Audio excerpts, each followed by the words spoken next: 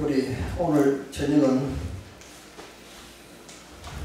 이 성령을 통해서 거듭났을 때 어떠한 변화가 일어나는지 그 구체적인 증거들을 같이 연구를 하고 있습니다. 자, 제가 이 요한계시록 14장 예수님께서 계시록 14장 14절에 이런 말씀이 있죠. 또 내가 보니 흰 구름이 있고 구름 위에 사람의 아들과 같은 이가 앉았는데 그 머리에는 금멜관이 있고 그 손에는 이안 낫을 가있더라. 또 다른 천사가 성전으로부터 나와 구름 위에 앉은 이를 향하여 큰 음성으로 외쳐 가로되 네 낫을 휘둘러 거두라.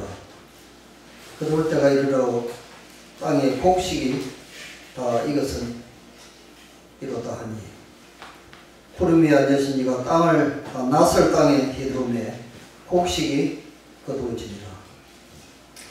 자, 익은 곡식을 이제 추수하시기 위해서 오시는 예수님의 재림의 광경이 지금 여기 계시록 14장 13절에서 16절에 지금 기록이 되어 있습니다.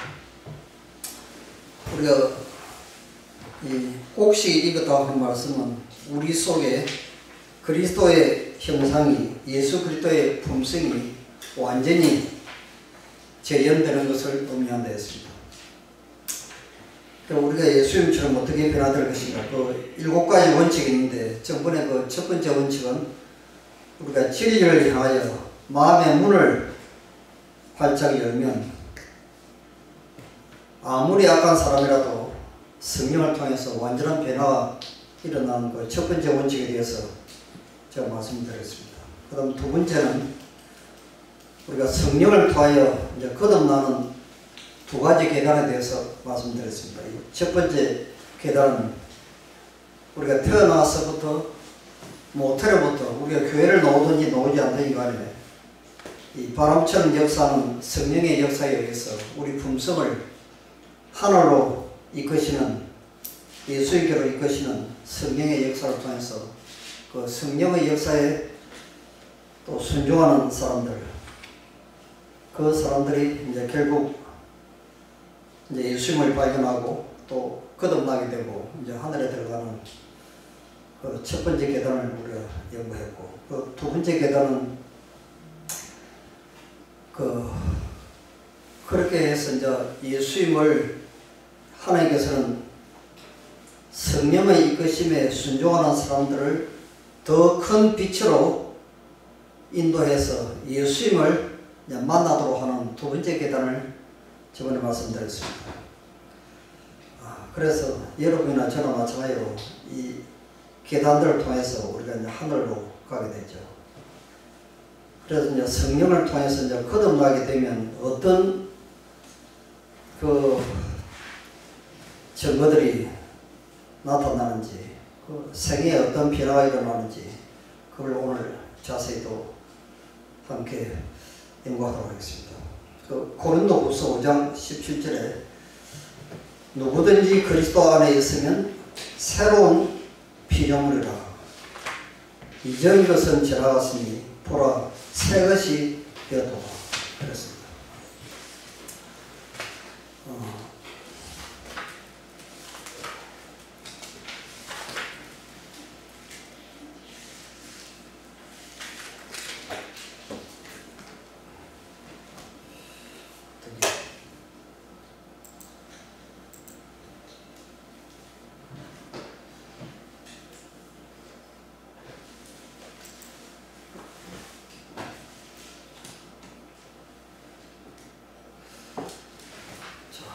요한복음 3장 3절에 예수께서 대답하여 가라사대 진실로 진실로 네게 이르노니 사람이 거듭나지 아니하면 하나님 나라를 볼 수 없느니라.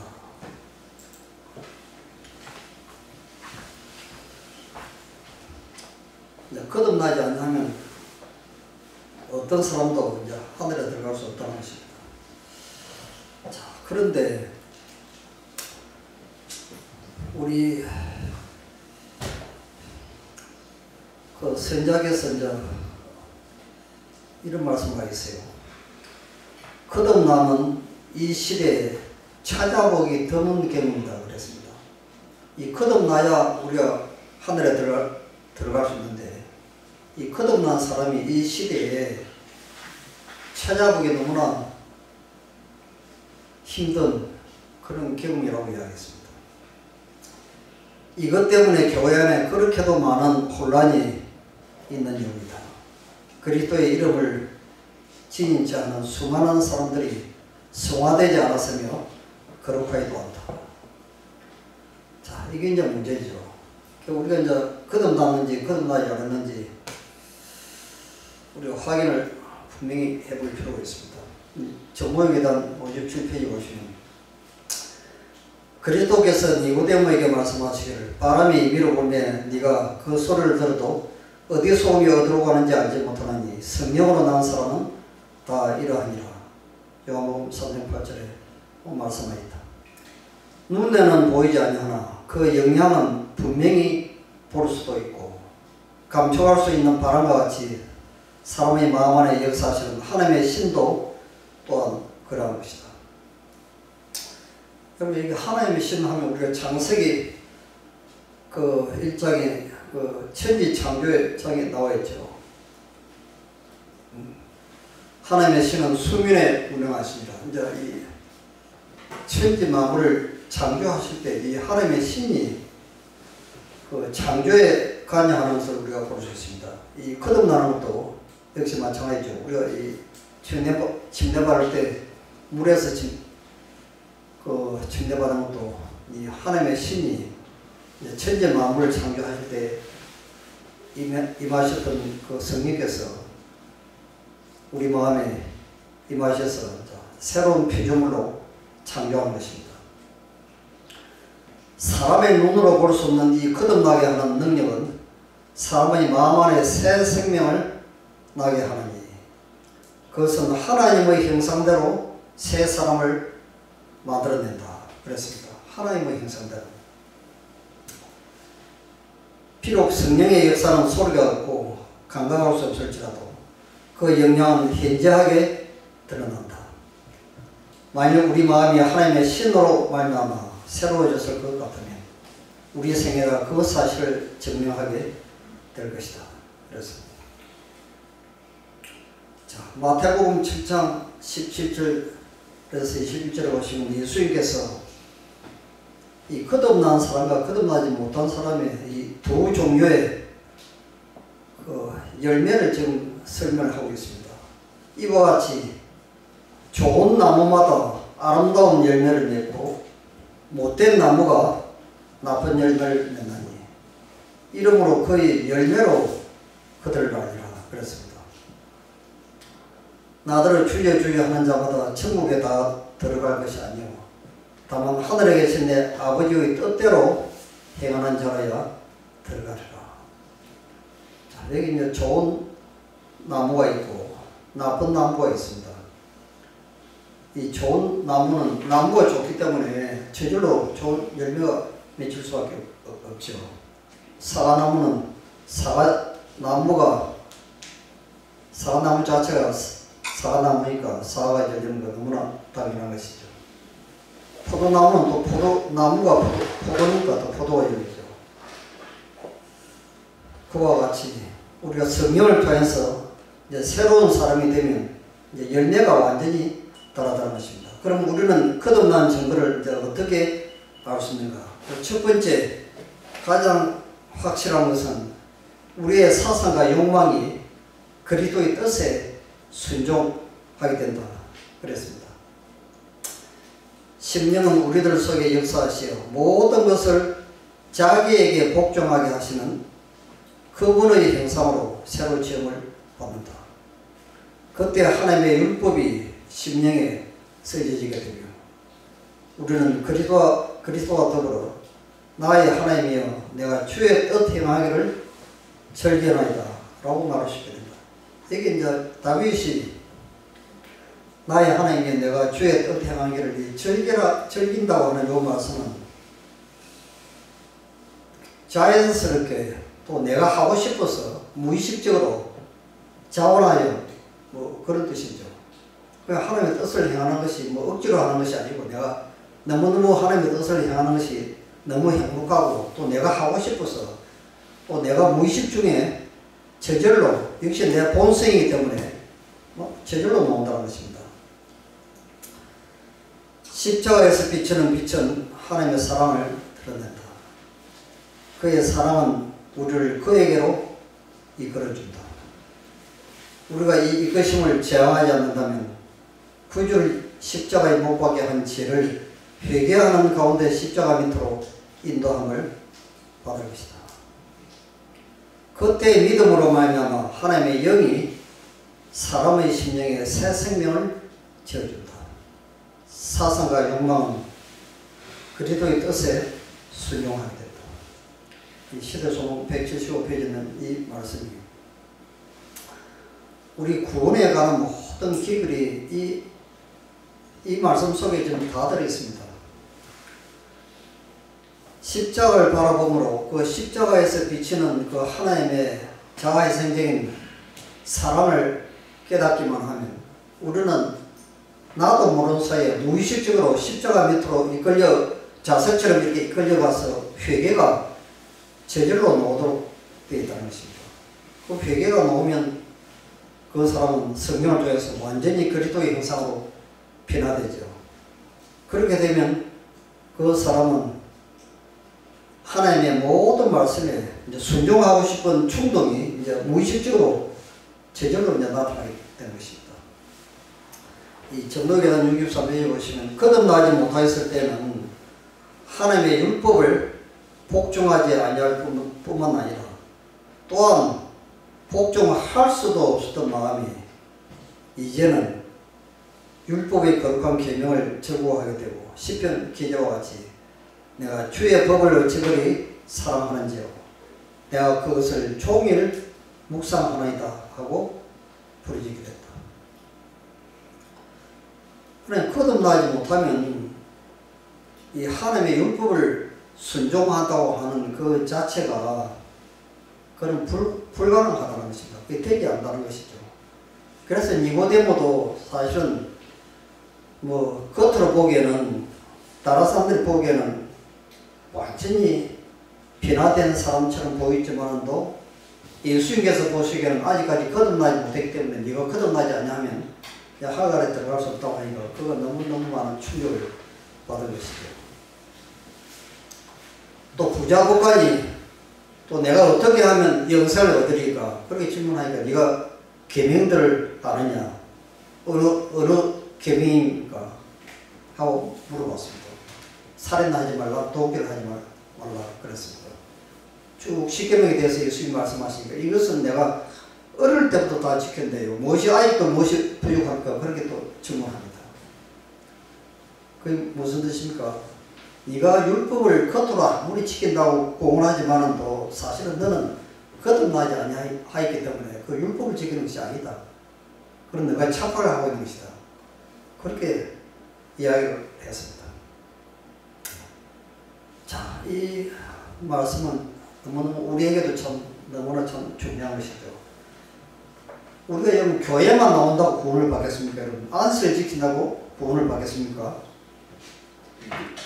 어떤 면에서는 옛날 유대인들처럼 나는 안식일에 열심히 교회 나오고 12분도 잘 내고 뭐 봉사도 많이 하고 이것은 옛날 니고데모도 똑같이 우리보다 아마 더 철저하게 했을 겁니다. 이 어릴 때부터 나는 어릴 때부터 율법을 다 지켰다고 하는 이 부자법관도 상당히 성실하고 모태교인으로 태어나서 정말 자기가 생각하기에도 자기는 죄를 전혀 짓지 않은 사람처럼 부족함이 없는 것처럼 그렇게 생각을 했습니다. 그래서 예수님은 그 산상보건에 보시면 우리가 율법을 지킨다고 하는 것은 문자적으로 나타난 두 돌비에 새겨진 10계명을 문자 그대로 지키는 그것이 율법을 지키는 것이 아니고 우리 품성이 예수님처럼 변화될 것이다. 그렇게 딱 한마디로 그렇게 정의했습니다. 우리가 예수님처럼 성령을 통해서 거듭날 때만이 그 사람이 율법을 순종하는데, 그 율법의 순종은 저절로 무의식적으로 또 내가 자발적으로 또 내가 하고 싶어서 순종한다는 것이죠. 그런데 이 거듭나지 못했을 때는 이 율법을 안 지키면 내가 구원을 못 받기 때문에 억지로라도 내가 뭐 어떻게 하든지 뭐 이를 악물고 그냥 죽을 힘을 내서 내가 지켜야 되겠다. 이런 거는 그건 완전히 자기도 피곤하고 옆에 있는 사람도 피곤하게 만들 것입니다. 여러분 한번 생활해 봅시다. 그게 얼마나 피곤하겠습니까? 자, 두 번째는 예수님께서 우리 생활의 중심이 된다 그랬습니다. 그러면 이 거듭난 사람은 아주 두드러진 특징이 하나 있는데 그게 바로 온종일 예수 그리스도에 대해서 이야기를 많이 하는 것입니다. 자, 여기 나오죠. 전문기단 58페이지입니다. 누가 마음을 지배하는가? 우리의 생각이 누구에 있는가? 우리가 누구에 대하여 말하기를 좋아하는가? 우리의 가장 열정적인 예정과 우리의 최대의 정력을 누가 지배하고 있는가? 우리가 그리스도께 속한 사람이라면 우리의 생각은 그에게 있을 것이요. 그를 생각하니 우리의 가장 큰 즐거움이 될 것이다. 이 거듭난 사람은 그 사람 마음속에 예수님이 계시기 때문에 딱 눈 떠서부터 잘 때까지 예수 그리스도에 대해서 또 하늘나라에 대해서 이 무의식적으로 자기가 반복해서 이야기를 한다는 것입니다. 여러분 그런 사람 보이세요? 이 에녹이 생애가 그렇습니다. 거기 대화는 하늘나라에 가는 것이고 에녹은 완전히 거듭난 걸 우리가 알 수가 있죠. 늘 이 방면의 것만 생각하도록 그의 마음을 교육을 하였고 이거 굉장히 중요합니다. 거룩한 가마를 지니고 있다. 그의 얼굴은 예수님의 얼굴에서 비쳤던 그 빛으로 환하게 되었습니다. 자, 세 번째는 생활의 변화가 일어납니다. 하나님의 성령이 사람의 마음을 사로잡을 때 생애가 변화됩니다. 제약적인 생각은 사라지고 악한 행위와는 인연을 끊게 된다. 사랑과 겸손과 화평이 분노와 시기와 분쟁을 대신한다. 기쁨이 슬픔을 대신하고 용모는 하늘의 빛을 반사한다. 자, 그런 이전의 쾌락들을 부린다. 그런 새로운 마음, 새로운 예정, 새로운 관심, 새로운 뜻을 갖는다. 그의 슬픔, 소망, 사랑 모두 새로운 것들이다. 육신의 정욕, 안목의 정욕, 이성의 자랑 등 지금까지 그리스도보다 더 좋아했던 것들은 이제 버려지고 그리스도께서 그의 생애의 매력이 되며 그의 기쁨의 극치가 된다. 그 며칠 전에 우리 그 대구에 그 하일수 장로님이 저한테 전화를 했어요. 아니 뭐 굉장히 기쁜 소식이라고 그래. 그냥 뭐 또 무슨 기쁜 소식이나 했더니 자기 부도자가 담배를 못 끊어가지고 또 너무너무 고생을 하고 뭐 도무지 이거는 마약 중독된 사람처럼 도무지 되지가 않는데 담배를 끊었다는 것입니다. 그게 너무너무 좋아가지고 담배 생각이 나지 않는다고 그래요. 그래서 뭐 다음 안식에 뭐 교회를 가기로 약속을 했다고 그 소식을 들었는데 그건 성령의 역사입니다. 이 성령이 마음에 역사하면 아주 완전한 변화가 일어나죠. 그래서 제가 그 부산 위생병원에서 제가 그 5일 금인학교 제가 할 때 딱 5일 동안 이제 금연학교를 하는데 거기에 수십 년 동안 담배를 끊으려고 애를 써도 안 되고 안 되는 사람들이 거기 와서 이제 5일 금연학교에 입학을 하는데 처음에는 뭐 첫 시간에 그 담배를 많이 피워가지고 막 폐암에 걸려서 폐가 완전히 뭐 숯덩어리처럼 새콤하게 된 것을 칼로 이렇게 수술하는 장면을 이제 보여줍니다. 그럼 그걸 보고 막 충격을 받아가지고 두 사람 막 어지럽다고 막 벌벌 튀어가지고 이렇게 막 문 열고 나가는 사람도 있어요. 그 첫날에 이제 놀래가지고 와 내가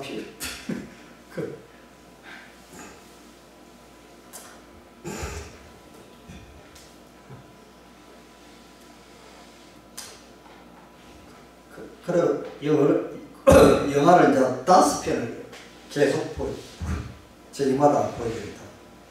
그래서 막 이 담배 많이 피가지고 뭐 하여튼 이 후두암에 걸려가지고 또 뭐 숨을 못 쉬는 사람, 구멍을 뚫고 가지고 또 뭐 밥을 먹는 사람, 뭐 굉장히 끔찍스러운 그런 걸 보여주고 그 어떤 면에서는 충격요법이죠. 충격을 받게 만드는 것인데 그것도 상당한 그 의지력을 강하게 이제 하는 방법이 될 수는 있는데 이제 원목실에서 그 한 사람 한 사람 입학한 사람들을 기도를 합니다. 기도를 성령께서 그들의 마음속의 역사에서 사람의 힘으로는 도저히 할 수 없는 그 생각의 변화가 초인간적인 역사가 이제 일어날 수 있도록 기도를 많이 하죠. 그렇게 해가지고 이제 수십 년을 담배 골조가 됐던 사람들이 거기 와서 완전히 새로운 사람이 되어서 이제 변화된 사람들을 제가 그동안 이제 수없이 많이 봤습니다. 그래서 지금 여기 생활에 이제 변화가 일어나는 것이 이제 성령을 통해서 이제 변화가 일어나는 것이죠. 이 정은보감 1권 253페이지 보시면 가장 경건한 친구들이 그에 의하여 선택이 되고 그가 한때 좋아했던 악한 자들과의 사귐을 그는 더 이상 즐겨하지 않는다. 그가 한때 조롱했던 그들이 지니고 있는 자아에 대하여 이제 그는 애통한다. 자기에 대한 사랑과 허영은 버려지고 그는 하나님을 향하여 살며 선한 일에 풍성하게 된다. 우리가 잘 아는 이 철로 역전을 참 기록한 이 존 번얀의 생애가 참 대표적인 사람입니다. 영국의 소도시 베포드에서 수성공의 아들로 태어난 존 번얀은 술주정뱅이요 사회에서 버림받은 탕자처럼 살아오다가 어느 날 자신의 무가치함과 절망적인 죄인임을 깨닫고 예수님의 품으로 돌아와 새로운 삶을 살게 됐다. 이 존 번얀이 장가를 잘 가가지고 그 부인이 굉장히 믿음 좋은 이 진실한 그리스도인과 결혼을 했다는 것입니다. 그 부인의 그 늙은 기도의 가마로 이 완전히 알코올 중독자가 됐더니 번얀이 완전히 새로운 사람이 하루아침에 됩니다. 그런 잿된 생애로부터 새로운 인생의 방향으로 전환했으며 하나님께 양심적인 관계를 유지하고 하나님께서 그를 위해 해야 할 한 가지 일을 가지고 계시며 성취해야 할 한 가지 사명을 가지고 계신다는 새로운 확신을 깨닫게 됩니다. 이 번얀이 예수님을 발견하고 완전히 새로운 사람이 되고 나니까 전도하고 싶어서 견딜 수가 없는 것입니다. 그런데 영국에서는 신학교를 졸업하고 목사 자격증이 없이는 원래는 설교도 못하고 전도도 못하도록 되어 있어요. 설교를 못하게 되어 있는데 이 번얀이 견딜 수가 없는 것입니다. 내가 발견한 예수님을 침묵을 할 수 없어서 몇 번이고 감옥에 들어가서 거기에서 지금 이 철로역정을 이제 기록을 했죠. 그 다음 네 번째는 하나님의 말씀에 깊은 흥미를 이제 느끼게 됩니다. 옛날에는 지루하고 흥미 없던 하나님의 말씀은 이제 그의 연구 제목으로 선택되고 그의 충고자가 됐다. 정복음 1권 253페이지에 그 말씀이 있습니다. 그 옛날에는 어떤 사람들은 이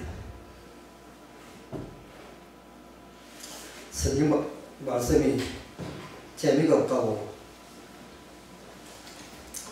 그렇게 하는데 이제 거듭나게 되면 너무너무 말씀이 보고 싶고 듣고 싶고 견딜 수 없는 것이죠. 그러니까 누가복음 10장 39절에서 40절에 보시면 이 우리가 잘 아는 마리아와 마르다가 나옵니다. 이 마리아는 그런 손님이 왔으면 같이 식당에서 준비를 해야 되는데 그럼 예수님의 무릎 앞에 앉아서 예수님 입에서 나오는 그 말씀이 너무너무 듣고 싶어서 견딜 수 없는 것입니다. 이것이 이제 이 성경을 통해서 이제 거듭난 사람의 특징이죠. 안식일에 이제 행복하고 이제 즐거운 날이 됩니다. 이 안식이 기다려지고 안식에 오면 너무너무 기분이 좋고 말씀을 들을 때 생명수를 마시는 것 같은 그런 시원함을 이제 느끼게 되죠. 그 다음 다섯 번째는 기도의 생활이 의미를 갖게 됩니다. 자, 기도가 자연스럽게 마치 영혼의 호흡처럼 이 기도를 자연스럽게 나오게 됩니다. 이 에녹이 하나님과 교제하고 나오는데 경건치 아니한 자들도 두려움으로 그의 얼굴에 나타난 하늘의 형상을 바라보았다. 기도는 그에게 있어 영혼의 호흡이었다. 여러분, 기도가 영혼의 호흡이었다는 말은 이 무슨 뜻입니까요? 길을 걸어가면서도 예수님과 대화를 하고 밭에서 일할 때도 예수님과 대화를 하고 뭐 식당에서 일할 때도 예수님과 대화를 하고 그런 뜻이겠죠. 안전한 선한 온종일 예수님과 생각이 완전히 예수님께 이제 머물러서 대화를 나누는 것입니다. 그 다음 여섯 번째는 죄와 직면하게 될 때 우리가 무력하다는 것을 알게 된다. 그렇습니다. 자, 우리가 로마서 7장 23절에서 24절을 보시면 내 지체 속에서 한 다른 법이 내 마음의 법과 싸워 내 지체 속에 있는 저의 법 아래로 나를 사로잡아 오는 것을 보는도다. 오라 나는 공고한 사람이로다. 이 사망의 몸에서 누가 나를 건져내리라 하고 이제 절규를 하게 됩니다. 그러니까 우리가 내가 좀 선하게 살고 싶은데 또 넘어지고 또 넘어지고 또 넘어지고 계속 그냥 이렇게 살아서는 안 되는데 또 계속해서 넘어지는 것입니다. 이런 장면이죠. 죄와 직면할 때 우리가 무력하다는 것을 알게 됩니다. 내가 어떻게 해야 내가 구원을 받겠는가? 이 사망의 몸에서 나를 좀 건져 달라고 이제 예수님께 간절히 이제 부르짖는 그 기도가 나온다는 것이죠. 그 다음에 일곱 번째는 나 자신의 부족을 날이 갈수록 더 깊이 느끼게 된다 했습니다. 자, 여기 보시면 이제 중요한 말씀이 나옵니다. 정문계단 64페이지부터 쭉 보시면 그대가 예수께로 더 가까이 갈수록 그대의 허물이 그대의 눈에 더 많이 드러나 볼 것이니 대개 이는 그대의 시력이 더욱 밝아져서 그대의 불완전한 것이 예수의 완전하신 품성에 대조되어 더욱 뚜렷이 나타나 보이게 되는 까닭이다. 이것은 사단의 유혹이 그 힘을 잃어버리고 그 대신에 하나님의 성령에 생기는 감화가 그들을 각성시키고 있는 증거이다. 여러분들이 그 전번에 예수님의 그 거듭나는 두 번째 계단에 그 기억나시는지 모르겠어요. 우리 자신이 얼마나 큰 죄인인지 그것을 깊이 깨닫기 위해서는 예수님의 품성을 깊이 연구하지 않으면 절대로 자기 자신이 얼마나 큰 죄인인 것을 깨닫지 못한다 했습니다. 왜냐하면 예수님의 품성과 자기 품성이 이렇게 대조적으로 나타나야 내가 무엇이 잘못되어 있는지, 내가 무엇이 부족한지, 내가 얼마나 큰 죄인인지를 내가 얼마나 예기심이 많은지 그 깊이를 이해를 할 수 있는데 예수님을 모르니까 나는 상당히 이 정도면 충분히 내가 하늘에 들어가지 않겠나 이제 이런 식으로 이제 착각을 하게 되는 것이죠. 그러나 우리가 예수님께로 더 가까이 가면 갈수록 하는 이 말씀은 우리가 예수님의 품성을 더 많이 연구하면 할수록 나 자신의 품성이 너무너무 더럽고 대조적으로 나타나기 때문에 절망 가운데 빠져들어가는 것입니다. 이것은 성령께서 우리 마음속에 들어오셔서 하나님의 형상으로 예수님의 품성으로 변화시키고 있다는 결정적인 증거라는 것입니다. 이것은 사단이 완전히 우리 속에서 쫓겨나고 예수님이 내 마음속에 들어온 결정적인 증거다 그 말이죠. 자, 우리가 다니엘의 경험을 보면 분명히 알 수가 있습니다. 우리가 다니엘서 10장 8절에 보시면 그러므로 나만 홀로 있어서 이 큰 이상을 볼 때 내 몸에 힘이 빠졌고 나의 아름다운 빛이 변하여 썩은 듯하였고 나의 힘이 다 없어져서 여러분 이 다니엘이 어떤 사람입니까? 이 다니엘은 단 하나의 흠도 점도 찾아볼 수 없을 정도로 아주 완벽한 삶을 살았던 사람이 이 다니엘입니다.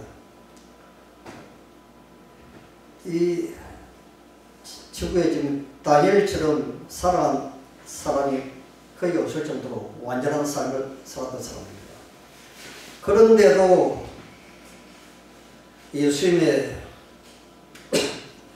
품성과 그분의 영광을 잠시 바라봤을 때, 심지어는 천사의 모습을 가브리엘 천사가 나타났을 때도 자기가 나의 아름다운 빛이 변하여 하는 이 말씀입니다. 내가 얼마나 큰 죄인이고 내가 얼마나 많이 타락한 사람인지를 깨닫고 땅에 엎드려서 완전히 죽은 사람처럼 되었다는 것입니다. 이 다니엘의 경우죠. 자, 이사야는 또 어떤 사람입니까? 이사야 6장 5절 보시면 그때 내가 말하되 바로다 나여 망하게 되었도다. 나는 입술이 부정한 사람이요 입술이 부정한 백성 중에 거하면서 만군의 여호와이신 왕을 피웠습니다. 그 입술이 부정하다는 말은 이게 무슨 뜻입니까? 내가 하는 말이 거룩하지 못하고 순결하지 못하고 그런 뜻이겠죠. 그래서 이사야도 절망 가운데 빠져들어갔습니다. 자, 사도 바울을 보시고 이 바울이 예수님을 알기 전에는 그 빌립보 3장 5절에 이 말씀을 했습니다. 율법적인 의로는 흠이 없는 자로다. 이 바울은 내가 율법적인 그 문자적으로 나타난 그 율법을 지키는 일에 있어서는 흠이 없다는 말씀은 완전히 만점으로 살았다는 것입니다.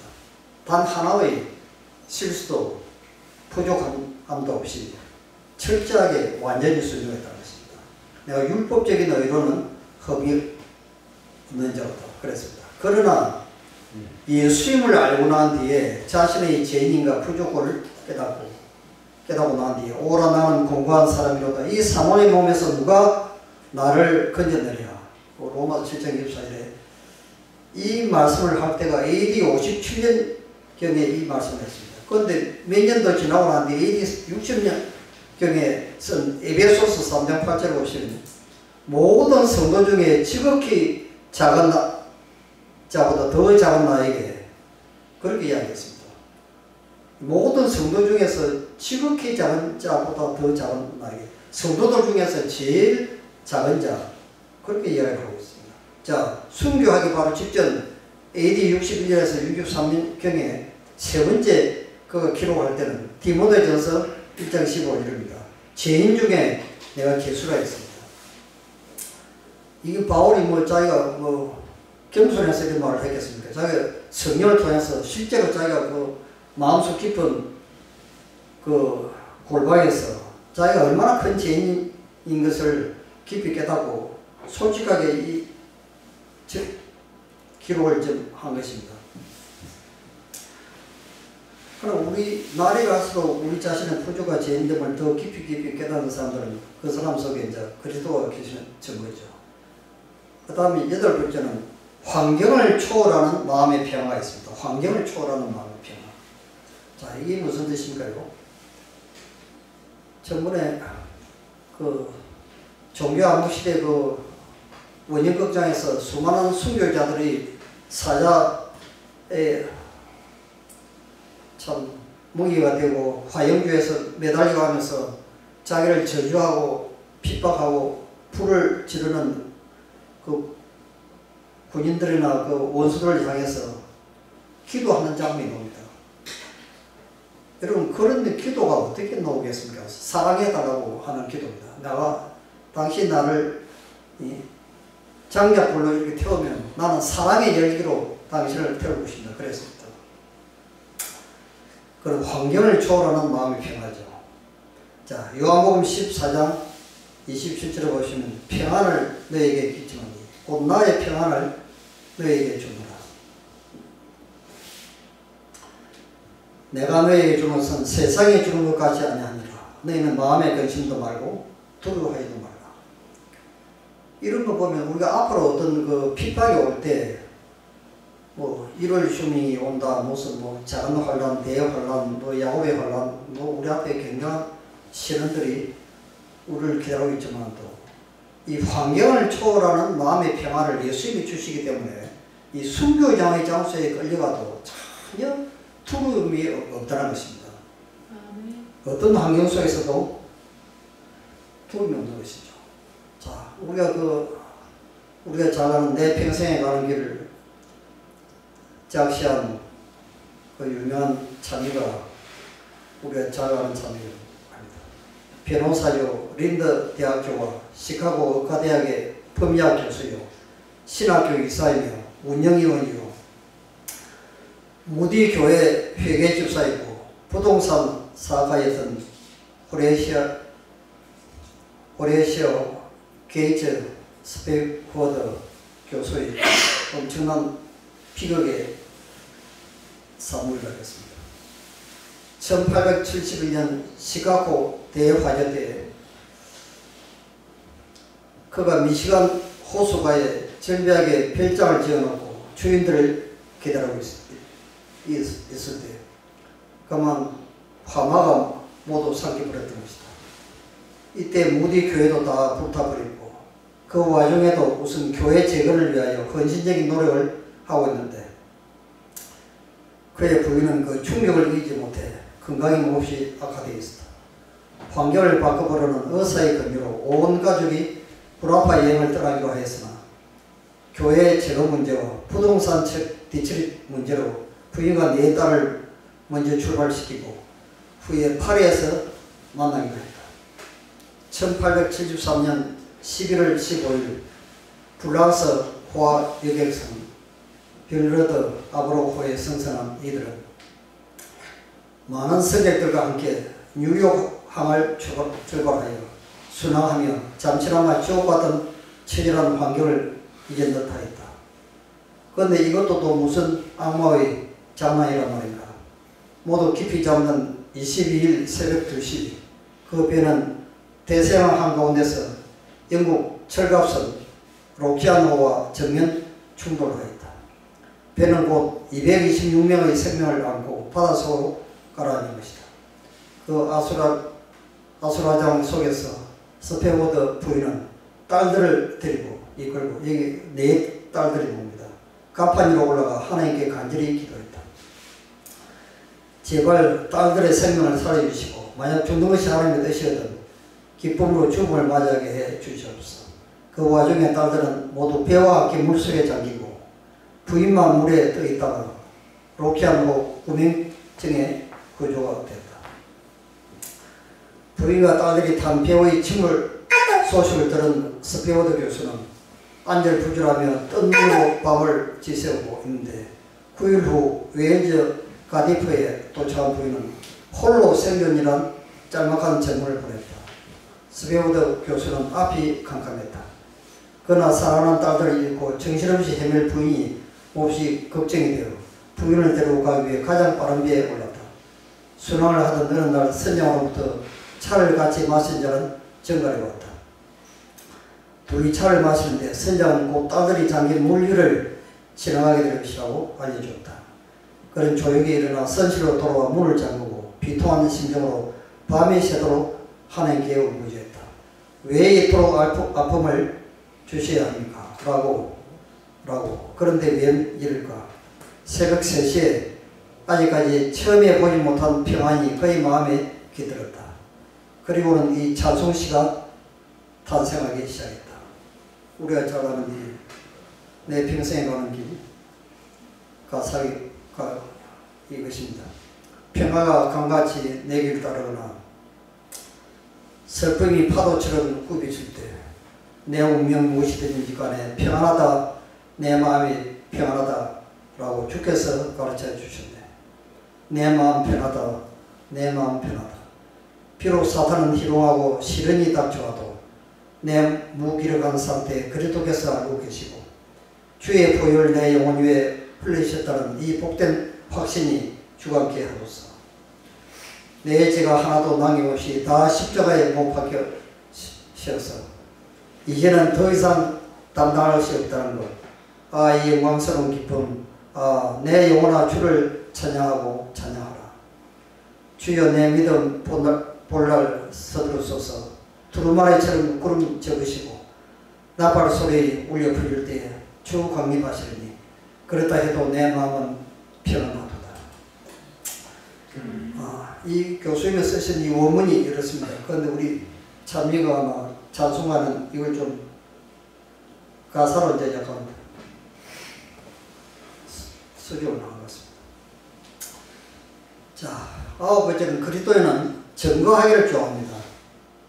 빌립이 나다네엘을 찾아 이르되 모세가 율법에 기록하였고 여러 선지자가 기록한 그 일을 우리가 만났으니 요셉의 아들 나사렛 예수니라. 증거계단 78쪽에 보시면 사람이 그리스도께로 나가자마자 그 마음 가운데 예수라 하는 생각이 날 것이며 사람을 구원하고 성있게 하는 진리를 그 마음 가운데 감춰 둘 수 없을 것이다. 우리가 주의 선하심을 맛보아 알았을진데 우리는 무엇을 말할 것이 있을 것이다. 우리는 빌립이 구주를 처음 만나 보았을 때와 같이 다른 사람을 구주께로 인도할 것이다.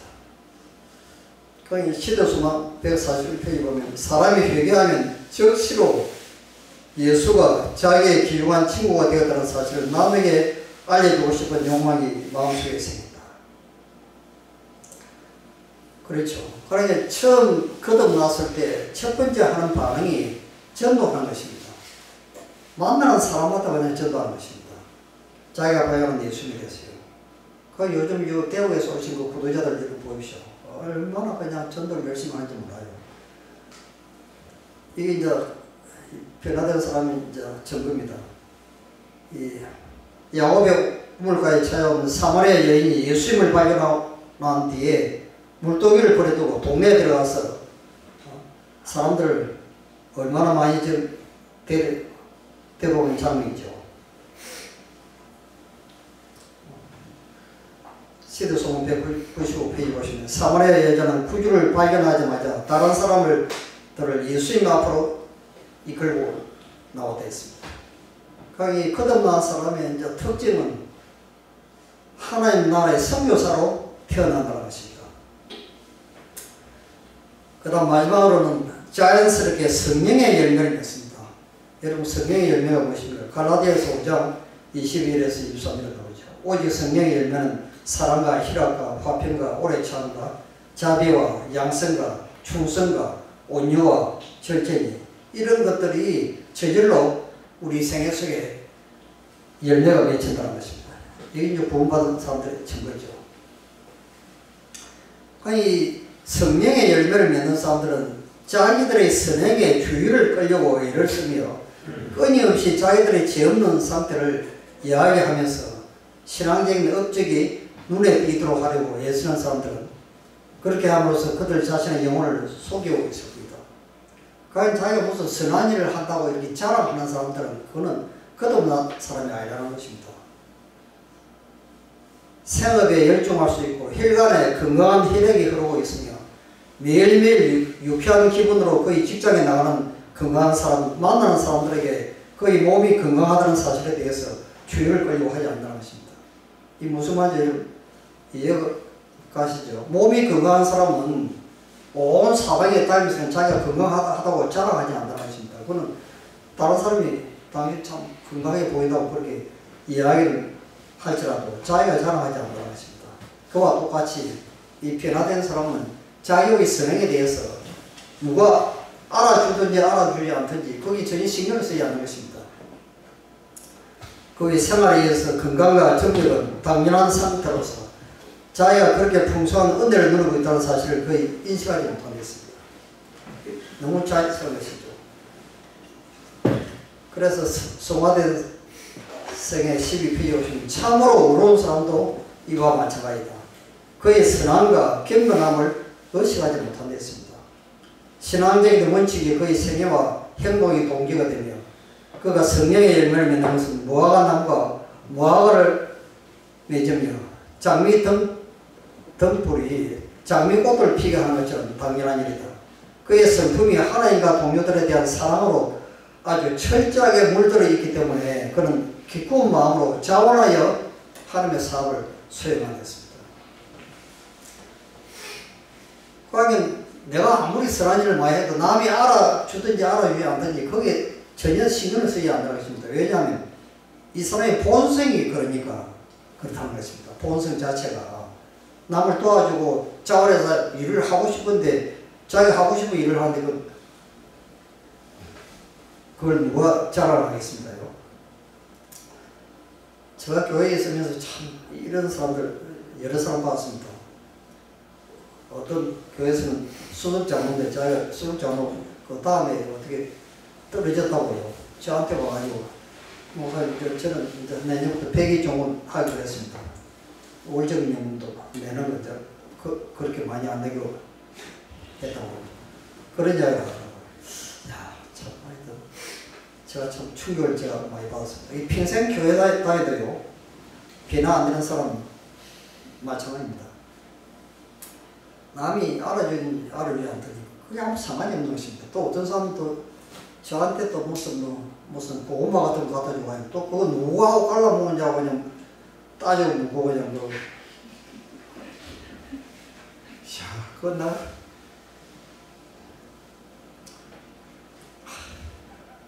여러분 생각해 보십시오. 그런 사람들 교회에서는요 얼마나 골치 아픈지 모릅니다. 차라리 선한 일 안 한 게 오히려 더 낫지. 자, 여기 이제 샘플이 하나 있습니다. 이 마지막 예화를 좀 보겠습니다. 이 요한 웨슬레가 신학교를 졸업하고 이제 선교사로 떠나는데 아주 충격적인 사건을 발견합니다. 존 웨슬레와 찰스 웨슬레는 목사 안수를 받은 후 선교 사업을 위하여 미국으로 파견됐다. 영국에서 이제 미국으로 갔습니다. 그들은 모라비아 교도들과 이 모라비아 교도들은 평인도들입니다. 목사들이 아니죠. 모라비아 교도들과 일행에 대해 배를 타게 되었다. 그들은 항해 중에 심한 폭풍을 만나 죽을 지경이 되었는데 요한 웨슬레는 그때 아직 자기가 하나님으로 더불어 화평의 보정을 가지고 있지 못함을 깨달았다.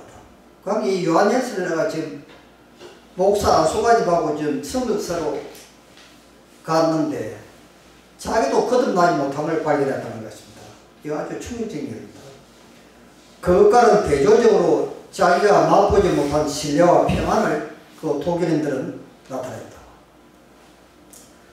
그런 말했다. 나는 오래전부터 그들의 진실한 태도를 관찰했다. 그들은 다른 여객들을 위하여 영국 사람은 아무도 하려고 하지 아니할 비천한 일들을 함으로 항상 겸손의 증거를 보여주었다. 그리고 그들은 그런 일에 대하여 아무런 보수도 원치 아니하고 그것은 자기들의 교만한 마음을 위하여 유익한 것이라고 하며 그들의 살아난 부족에서 자기들 위하여 더욱 큰 일을 행하셨다고 하였다. 그리고 그들은 매일 어떤 장애를 만날지라도 거기에 동요되지 않는 유순한 태도를 보여주고 있다. 만일 밀침을 당하든지 매를 맞든지 넘어뜨림을 당하게 되면 그들은 다시 일어나서 가버릴 뿐이요 한마디의 불평도 입하게 되지 않았다. 이거 완전히 변화된 사람들의 이런 그 모습을 보이죠. 이 거듭난 사람들의 이 특징들이 아주 자세히 지금 나와 있습니다. 그런데 이제 그들의 교만과 분노와 복수의 정신에서는 물론이요, 공포심에서 녹여놨는지의 여부를 시험해 볼 기회가 왔다. 그들이 언제든지 예배를 시작할 때 시편을 송영하던 그대로 시편을 읽고 있을 때 바다가 거칠어지고 큰 도시 찢어지고 파도는 배를 삼키려는 듯이 간판 위를 휩쓸었다.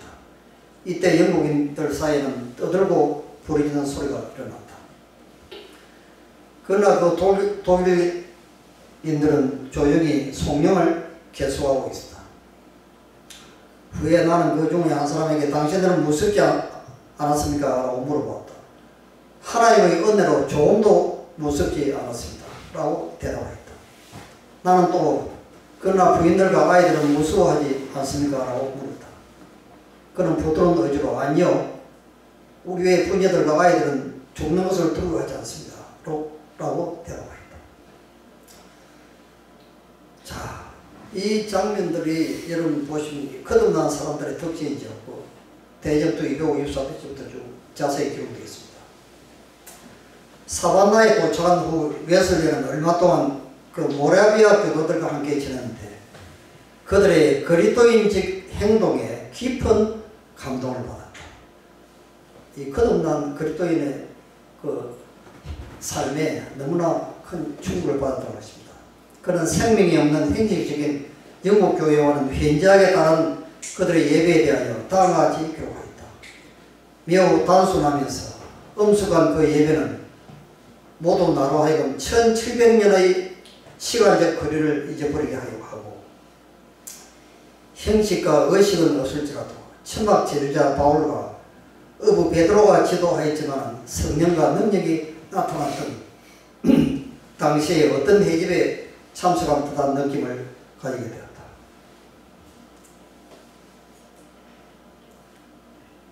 그래서 이 요한 웨슬리가 그들은 평도들인데 자기는 신학교를 졸업하고 목사 안수까지 받고 지금 선교사로 가는데 자기는 거듭나지 못하고 그 평도들은 거듭난 그 생애를 보고 충격을 받았습니다. 그때 완전히 요한 웨슬리가 무릎을 꿇고 하나님께 회개의 기도를 드리고 새로운 사람이 되었던 것입니다. 그러니까 우리가 영혼을 구원한다고 하는 것은 이게 시대소원 149페이지에 말씀드린 영혼을 그리스도께로 인도하는 가장 효과적인 방법 가운데 하나는 우리의 생활 속에서 그리스도의 품성을 실증하는 것입니다. 이게 이제 결론입니다.